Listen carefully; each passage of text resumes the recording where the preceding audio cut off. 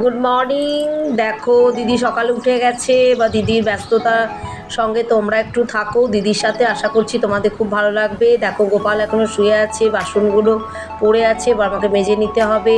ব্যালকনিতে চলে এসেছি, গাছগুলো একটু জল দেবো। আমার কাঁচা কমপ্লিট হয়ে গেছে এবং আমার চাও চেপে গেছে, দেখতে পাচ্ছ। এবার চা বিস্কিট খেয়ে আমি এখন ক্লাস যাব, ক্লাস আছে, আর সবটাই করে নিতে হয় নিজেকে। আমি আবার বাজার আনার জন্য একটু দাদাকে বলি সকালটাতে, কারণ এখন এই মাছ টাছগুলো বাজারে বেশ টাটকা থাকে, নিয়ে চলে আসবে। তো দেখি বলে কি বলে, কি বাজার যাবে না? না না, আমার শরীর খারাপ, আমি আর যেতে পারবো না। কেন? শরীর খারাপ, মাথা যন্ত্রণা। দেখতে পাচ্ছেন তো, বাজারও যাবে না, তাহলে এবার কি করে সংসারটা চলে বলুন তো? ভালো লাগে না আর। আমার তুলসী গাছটাও খুব সুন্দর হয়েছে, দেখো গাছগুলো জল দেওয়া হয়ে গেছে। এখন আমার স্টুডেন্টরা সবাই চলে এসছে, এখন আমি ক্লাসে চলে এসেছি। এরপর আমি একটু জলখাবার বানিয়ে নিচ্ছি, আজকে একটু